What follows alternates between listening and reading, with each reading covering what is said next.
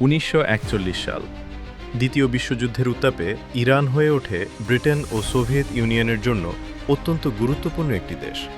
কারণ ইরানের ছিল তেল আর ছিল ট্রান্স ইরানিয়ান রেলওয়ে, যে পথ দিয়ে মিত্রশক্তি সোভিয়েত ইউনিয়নে যুদ্ধ সরঞ্জাম পাঠাতে পারত। রেজা শাহ জার্মানির সঙ্গে ঘনিষ্ঠ সম্পর্ক রাখায় ব্রিটেন ও সোভিয়েত ইউনিয়ন সন্দিহান হয়ে পড়ে। তারা ইরানে অভিযান চালায়, রেজা শাহকে সিংহাসন ছাড়তে বাধ্য করে। তার ছেলে মোহাম্মদ রেজা পাহলভি হন ইরানের নতুন শাহ।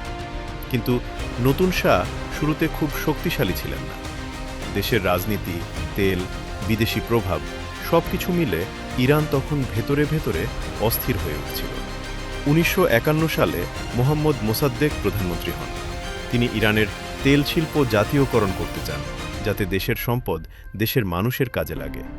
এতে ব্রিটেন ক্ষুব্ধ হয়, কারণ ইরানের তেলে তাদের বড় অর্থনৈতিক স্বার্থ ছিল। 1953 সালে সিআইএ এবং ব্রিটিশ MI6 গোপনে অপারেশন অ্যাজাক্স পরিচালনা করে।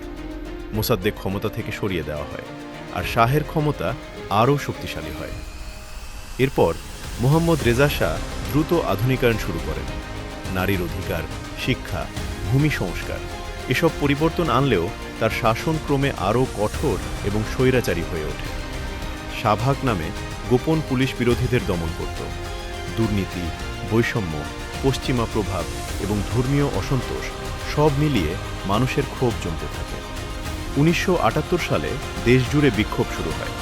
নির্বাসনে থাকা আয়াতুল্লাহ খোমেনি আন্দোলনের প্রতীকে পরিণত হন। অবশেষে 1979 সালে শাহ ইরান ছেড়ে চলে যান। খোমেনি দেশে ফিরে আসেন, রাজতন্ত্রের অবসান ঘটে, আর জন্ম নেয় নতুন ইসলামিক রিপাবলিক। এভাবেই তেল, বিদেশি হস্তক্ষেপ এবং জনগণের ক্ষোভ মিলে ইরানের ইতিহাসে ঘটে যায় এক বিশাল বিপ্লব।